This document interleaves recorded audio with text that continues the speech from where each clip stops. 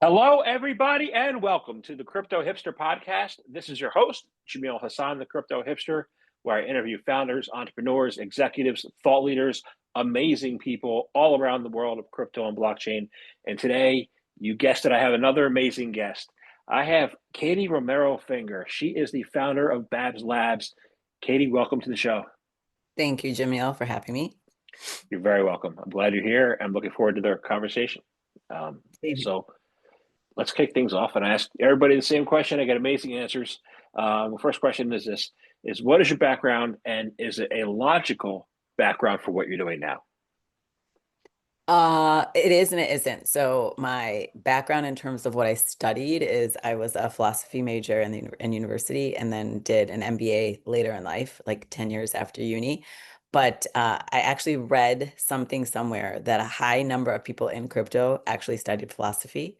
So apparently it is not too far off. Maybe it's us people that are contrarian. So that's what I studied. And then I went into kind of like the traditional business route, was in consulting for a number of years in strategic consulting.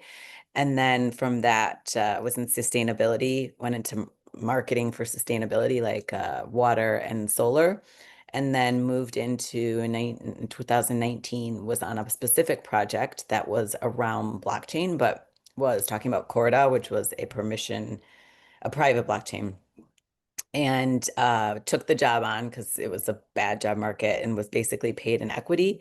But the founder was brilliant and knew all the stuff about blockchain. And so he kind of took me under his wing, learned a crap load in 6 months. It was like my second master's and never looked back. So I learned all about it and then took that and went on to be hired at a blockchain company and then found my own company in 2021.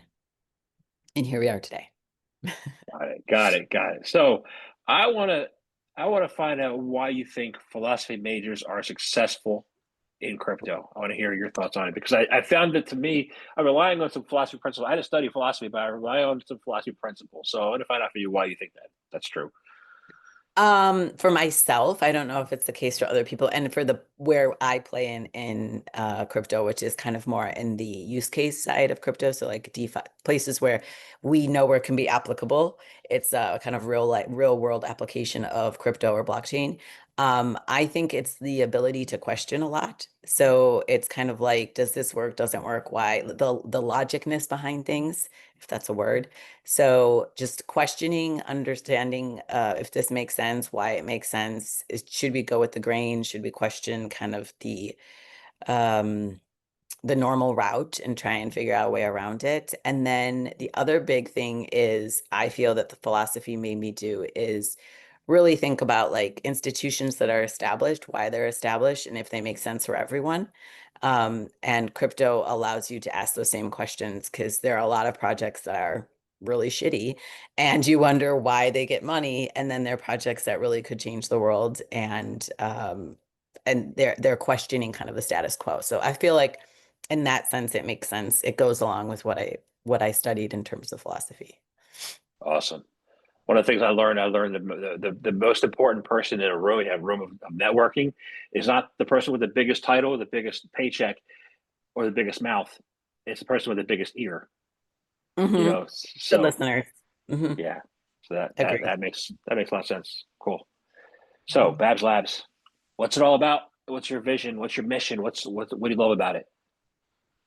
So Babs Labs is when we go by Babs, usually Babs Labs, whatever, Babs, whatever you want to call us. We're the number one data-driven growth marketing agency for Web3. So what that means is that there are tons of agencies out there that do marketing, but our whole philosophy and mission is that everything should be fueled by data. So we're working in a space that we can get so much data because we're working with on-chain analytics. There's ways to connect your wallet and see so much data on people. We should be using that to create better campaigns, better growth initiatives, ways to make projects truly be successful. So our mission really is to give founders and projects the tools they need through data to be the most successful that they can. And then on top of that, we do have a mission, I think, to take on projects that are going to do something rather different in this space. So we don't generally try to take on projects that are pretty run of the mill, I guess is the word. What would be some of the special, unique characteristics you look for in projects? I think things that we like to do emerging market stuff, things that are going to allow for certain groups of people, emerging market, to be able to have better ways to make payments, to be participatory in the global economy, ways to increase, I mean, even things like supply chain. How do we increase things that have been very stagnant for a long time and very, legacy systems? How do we use blockchain to make that innovative? Um, payment rails is something that's interesting to us. What else? Things like decentralized cloud storage. So right now we're living in a world, at least in the US especially, but I think we would say world, where the big tech guys rule everything. Amazon, we have basically the five big stocks on the stock exchange. And so any sort of blockchain tool that could come in to change that and decentralize that monopoly is of interest to us as well. I love that. If you could take Thanks. Amazon AWS and make it We can take Jeff Bezos down. We will try. yeah, sounds good to me. So, um, one of the things that is most important resource for startups, right, in crypto is called reach, right? So why is reach really important, and what are the best strategies to achieve it? So I think reach is obviously the most important thing. I think you realize that, especially when you talk to someone. So I live in Spain, and so my world around me is obviously Spanish. And so when I tell people what I do, I tend to say I just work in tech, because the minute I attempt to say anything, people assume it's either Bitcoin. So if you say crypto, you work in Bitcoin, and then it's assumed you're an invest, you can tell them what to invest in and all this stuff. So it's super hard to explain what we do. Marketing for crypto, but what kind of projects are they doing? So reach, I think, is massively important because of the fact that so few people in the world even understand what we do, what's happening in crypto. So I think a big part of that obviously is understanding how we reach those communities and how we're doing specific marketing campaigns, whether that be IRL activations. Educational is huge. So my co-founder is actually a professor at a university, and she's working on a lot of initiatives and how, because you can't have like a blockchain degree, but because by the time you've studied it in 4 years, it's obsolete, right? I mean, it moves so fast. So she's working with the university, and we're working also with like Open Campus through Animoca Brands on how can we bring education to people so that they're learning this stuff at a young age. So it's also teaching like financial literacy. It's also teaching skills to work in this sector. It's teaching innovation to come up with products that allow us to reach more people. So I think it has to start at what type of education we can do that people can study it, but then it be applicable. Because, that's another thing, like as I found as a agency, we struggle to find people we can hire. Because unless you kind of have a interest in this space, you don't learn about it. So I think at the actual fundamental level of education is where we need to be working on reach. It's interesting you talk about financial literacy because if you look at TradFi, I mean, I worked at AIG for 12 years total, but insurance took 20 years total. And then after I was done, I did take an insurance exam in Connecticut, and that was Mhm. completely different stuff than I learned for 20 years in insurance. And most of the stuff I didn't know, like Yeah. personal finance, and they don't teach that in TradFi, let alone crypto in school. So how, from putting your sustainability hat on from an educational perspective, how do you think we should improve the education systems to be able to teach it? Yeah, I mean, what we're looking at right now is a couple different things. Is one like through certification programs. So we come up and doing that in partnership with bigger crypto brands. So if we're trying to think of financial literacy, maybe we can partner with like a wallet and they sponsor a 12-week course or a 6-week course talking about how to open a wallet and why would you invest in crypto and how do you invest and what does that look like? What are the risks with it?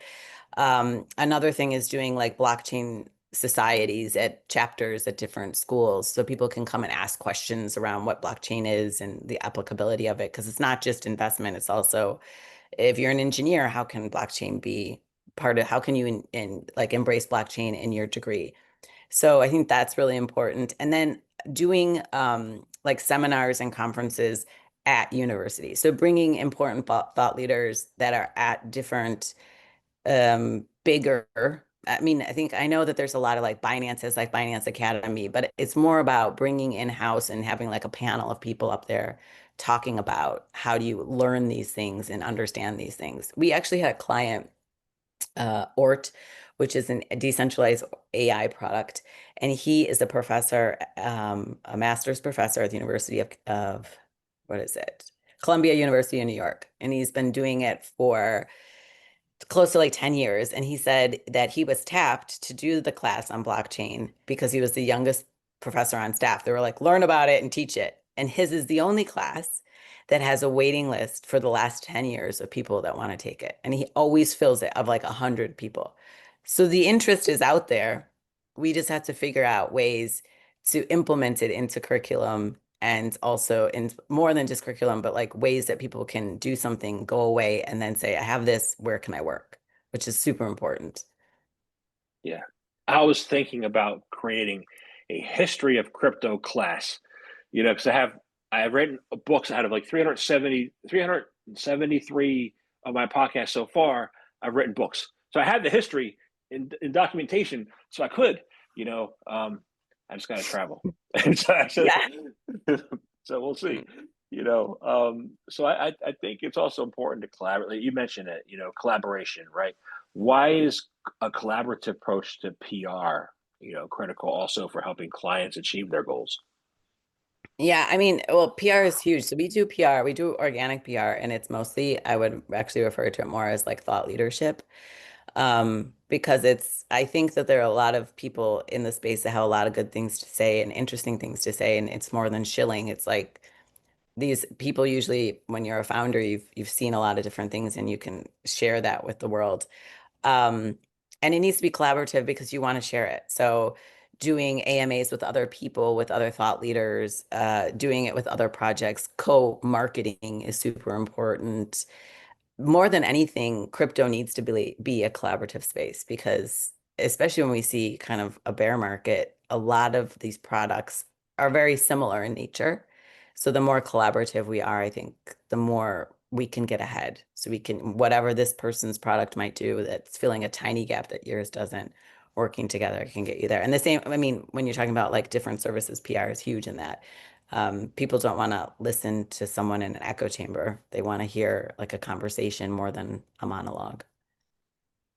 Yeah. So that goes back to shilling, and the lack of collaboration. And what I've seen, um, there are people who, are against someone holding anything else other than what they own, which is one coin, and they shill that, and damn to everybody else. So how, and I talk mostly about, about X, Twitter, you know, but how do you get people over that, that one is better than anything else mentality?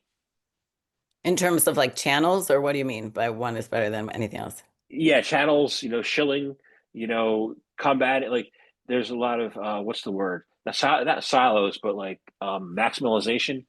Yeah. Maximalization to me is the opposite of is the opposite of collaboration. So how do you get to collaboration from maximalization? Yeah, I think that's a really good question. So I think you have like you're saying, like the Solana maxis, the Vegas maxis, this at the end of the day, like what was I'm gonna be on a panel tomorrow about global like shipping, supply chain, and the importance behind uh blockchain and supply chain. Something brutally probably not very interesting to many people, but the whole point is that there's all these different pieces to it. And in order for it to be efficient, you have to be collaborative. And it's the same thing for blockchain. So, I mean, that was, I think, the whole argument between the three founders of Ethereum was they all had different visions. But in the end, Vitalik has really been about collaboration, and his vision, I think, has worked the best. ETH has grown immensely over any other ecosystem.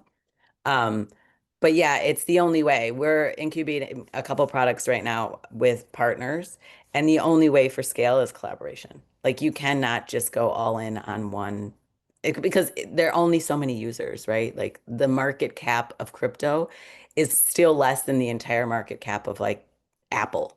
Like the entire crypto ecosystem is smaller than one Web 2 product.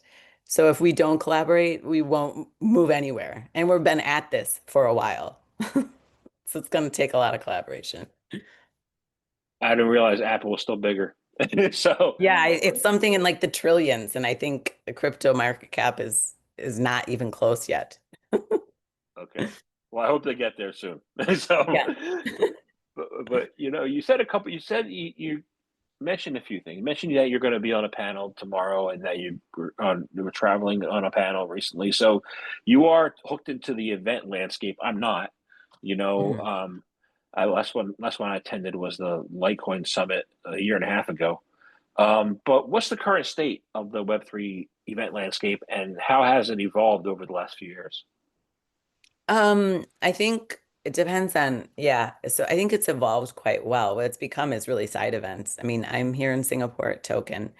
I will go to the actual event for probably a couple hours tomorrow, but I've been here since I got in Sunday night and have been going nonstop at side events. And I think this industry is so much, and maybe I'm wrong, but is so much decentralized. So we don't see each other face to face. So when we do, w what you can get done face is so much more. And people want that, and people want to be in the same room as people where they're like, projects they can meet, collaboration that can happen. And so I don't do the parties anymore because I don't find them to be, I'm here for work.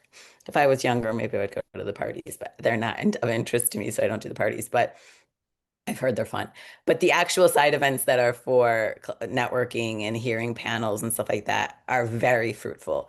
And I think so. My first big crypto event, I think, was NFT New York in 2021, which was like a spiritual event. It was the first, I think it was the first or second biggest, and it was the second rendition of NFT New York, and it was the height out of NFTs. It was done gritty and it was Web3 and it was in like cool theaters, and it was just raw, and people, it was like New York was just so you could feel it. And then the year after they went to a hotel, and that was it. It just changed and it wasn't the same. And I think now we're moving back to, I mean, NFTs are, that's a different space, but now we're moving back to events where they really are more curated. So you're going to go to something about DeFi, you're going to go to something about RWAs, you're going to be, so when you go to a certain event, the people there are going to be, look, you're going to be interested in the same things. So I think they've evolved for the better. But at the same time, I think there's over like 500. I mean, side events. There's no way you can get to all of them. So yeah. Awesome, awesome. Yeah, I went to NFT. I think I went to the second. I might have gone to the first one, but it did go to the second one in New York. That was I went to a rooftop and I met like six people I interviewed for a podcast, and so Yeah. that was fun. Yeah. But like we had the hype that we had a lot of energy with the NFTs. We had a lot of energy in the early days of DeFi. Right now, you hear stablecoin, no energy. Mhm. Right? What's the energy like, or is it missing now? Yeah, stable coins are kind of boring because they're like banks, right? I think the energy, what I feel is really around different forms, like in different cool infrastructure products. So how are we creating new layers, things that aren't layer one or not a layer two, but something that's going across every layer of blockchain. They don't even have a name for it yet, type of thing. Or like that feels like very vibey. Things that I think DeFi feels very vibey because there's new ways to payments. Wallets are interesting, although I think it's a space that it's just if you're a new wallet, it's very hard to get users. What wallet do you use, for example? And what does it take you to move to a new one? Who, me? Oh Yeah, God, what? I use Coinbase and I use the Vault. I do not. Oh, okay. I used to use Edu, I had a lot of certain coins in there, and was hacked and taken over by North Korea hackers, I think. And then I Yeah. tried to get the money out, and then the money was taken out from me by them. So I try to stay away from wallets now. So Yeah. Exactly. I think wallets is a hard industry to be in, but their events are pretty vibey. Um, like exchanges are interesting because they're becoming more, and wallets as well are becoming, they have all these new great features. There are ways to truly invest that you're going to get cool, like very high yield. That's interesting. That's definitely has a vibe. Um, I mean, think about like a savings. My kids, I put money in the savings account for my kids and took it out because it was like 2% and put it in some yield bearing stuff for them in crypto. They're never gonna, by the time they're 18, they're gonna get, $5. that's true.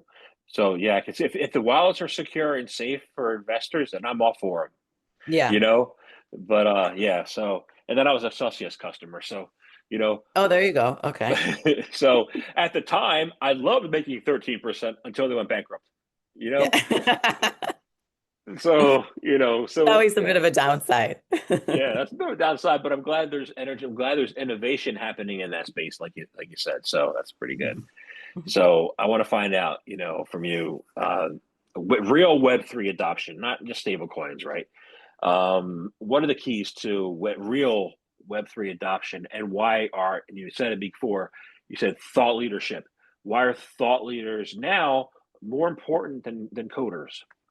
Yeah, I think that's a really good question. I mean, for true growth, we do data. So when we can pull a lot of interesting data, we can make sure we get the right people to see your project. Therefore, we're looking at true growth. But I think thought leaders are really important right now because if you're looking at wealth generation, so people that are investing, looking at people that are like my mom's age or my age that are truly looking at investments for retirement, thought leaders are super important because they give credibility to this space. So someone that's coming probably from like a TradFi background that's gone into crypto in the last 5, 10 years and can explain and give credibility to this not being a grifter's space, although there are lots of grifters, but explaining why that there are things you can trust is going to be so important for mass adoption. Getting those type of people on, Bloomberg and on NASDAQ talks and all of that, and talking about it more than just, we need less regulation, but more about how can we diversify the current economic systems so that we're seeing better returns for everyone and we have secured futures. So I think that's going to be huge. And that's what we work with a lot of our founders because they are very knowledgeable people, to talk about that, to talk about why, like, what does this mean and why can it be trustworthy? Got it. Yeah, we have a little bit of. I don't want to mention this, but I do want to mention this because I see it as a problem. We have something Mhm. in the crypto space called KOL, key opinion leaders. Leaders. But what they are their anonymous accounts on X that are shilling coins. They in no way, shape, or form are a thought leader. Right. So, what is your definition of a thought leader, and what should we call those KOLs instead of opinion leaders? What should we call them? Shillers? What's your definition of a Yeah. real thought leader? Well, I think we work with kind of two different people. You have like influencers that have their base that people look at because they think, okay, these guys have talked about certain coins or certain projects and they've done well, so we should listen to them because they have some sort of insider information. And then you have KOLs or influencers that are really smart guys that do read the charts, that get the data, that investigate, that go deep down, and they a lot of times have their own closed groups that you have to pay to be a part of. And those guys we tend to work with more because they will do their due diligence on the project. So they won't just for money, they won't chill a project. And that's very clear. And through data, we can pull that. So we can see how many of the calls they've made have actually done well, how many of their followers are true followers and not bots, what their engagement rates are, and stuff like that. So I think that's one really important thing. And then also, there's the thought leaders that are not just on Twitter, but that are in mainstream media. So if mainstream media and a lot of mainstream media, if you're working with Bloomberg, they're not going to allow, whatever your random anon name is to be interviewed. You have to be doxxed, you have to have, they do DD on you. So those are a lot of other people. And those for me are like true thought leaders. Like you need to be, those are the guys you need to be listening to. They're the ones that take their personal credibility. They're not making any money per se from that interaction. So I think there's kind of three levels. And then they're the ones that just shill. And a lot of times the unfortunately you kind of have to do your own due diligence and look at the projects that they're talking. I mean, it's kind of obvious.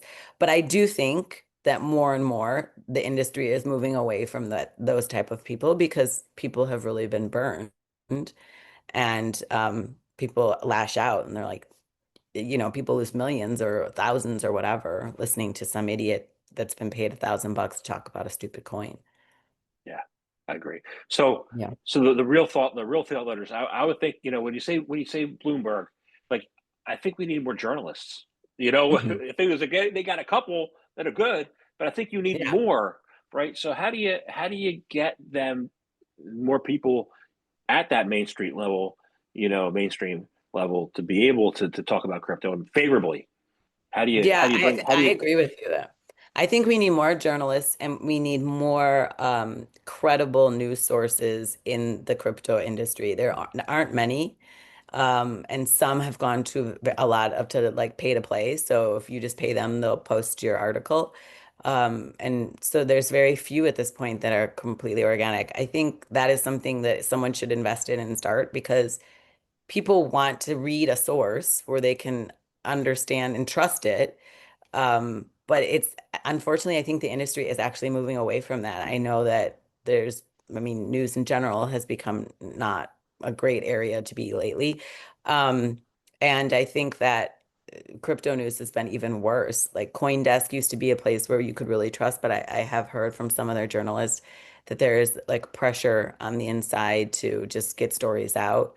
So I don't know the answer to that, but the crypto industry needs more journalists and more publications that are organic, like raw, good news sources and I think we have good podcasts. That's great. But we also need those kind of traditional news sources as well. I agree. So besides journalists, let's talk about like micro influencers, not people who have like a big, huge follow, but a couple thousand followers, and they want the industry to go forward. How can the micro influencers best help the industry like go forward from where they're at, from their couple thousand followers to build up? How do they get us to where we should be? Yeah, that's a really good question because we do a lot with micro influencers. And actually, a lot of micro influencers don't even know they're micro influencers.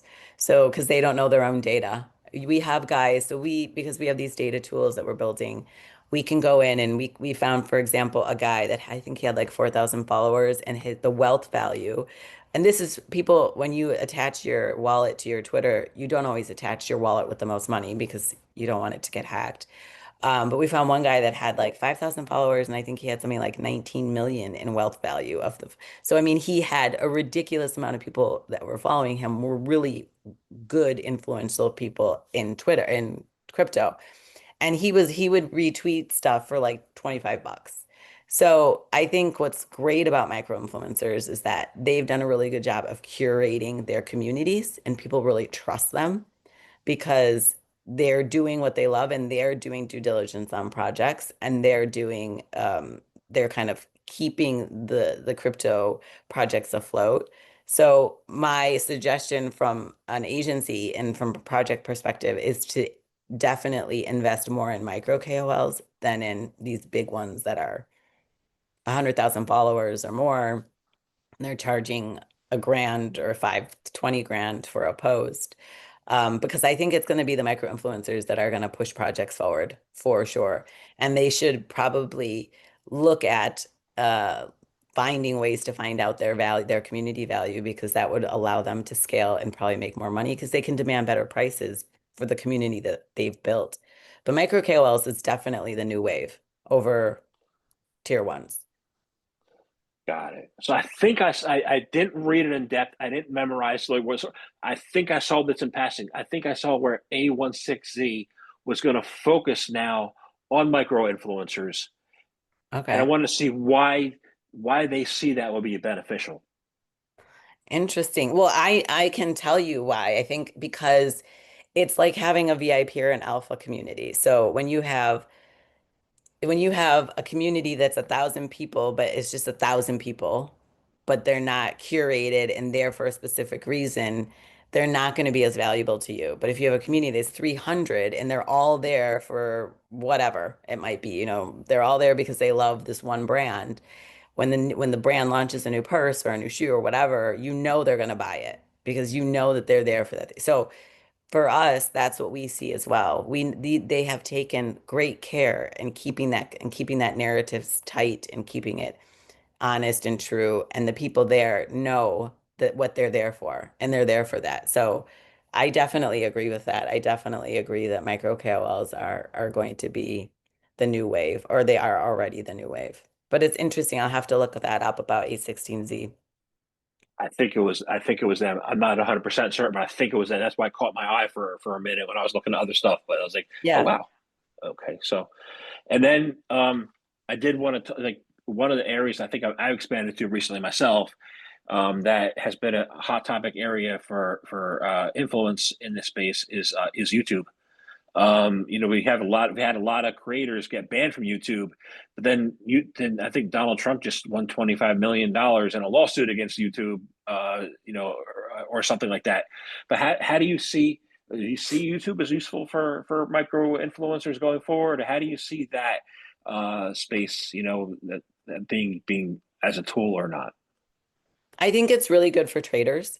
I think that we have a couple trader KOLs that we work with, and they're doing like an academy. So you can sign up and be a part of it and learn from them and kind of see how they're trading and learn how to do different trade strategies. So I think for KOLs, it's a really good platform. And for or KOLs that are in trading that understand how to do it and want to share that knowledge, and they can monetize on that. So it's great for them. For projects, I don't know. It depends. Like maybe for protocols, it's probably good because if you want to bring new people in for protocols and you want to explain how things work, visual aids is always so much better. Like a video does way better than reading a freaking how-to guide. No one wants to read anymore. So I think videos are great. What's funny, so I think it's like a generational thing. I don't really use YouTube, but my head of strategy, who's like, I think 2 years younger than me, loves YouTube. And he's always sending me stuff from YouTube. I like to get my stuff a little bit quicker, so I would go more to like shorts. Um, but I do think that YouTube is really going to be important, especially for format that needs to be explained. It's the only platform that you can kind of use for that. And about being sued, I guess if it's like a copyright issue, and in fact, there is a project that we worked with in the past that's using creators' IP to monetize. So I think that they're like in putting the creator content on chain, and then you can monetize if someone uses it, reuses it or something like that. Don't quote me on that. I won't say the name because I'm not sure 100% right. But so I think, yeah, but I think YouTube is going to still be important. Got it. Very cool. Well, I want to thank you very much for your time today. I enjoyed speaking with you. I have one last question, and it's very Sure. simple. It's how can people find out more information about you, about Babs? How can they do that? Become clients? How can they do that? Yeah, please do ping us. We're on Twitter, as everyone is, at Babs_agency. Myself, it's just my name. I'm not very creative on Twitter and LinkedIn at Catie Romero on Twitter and a Telegram if people can reach out to me directly. And yeah, I think hello at babslabs.io is the best way if you want to get some numbers or you have questions. We're very, very open team. One thing that I'm very proud about our team is we've almost the whole team has been together for the last 3 years, something very rare in Web3. We have very little turnover. People are very loyal on the team, very good. We've upskilled a lot of people. So pretty cohesive unit and would be really excited to take on any new projects. So please reach out. Awesome. Thank you very much for your time today. Thanks, Jamil. It was great talking to you.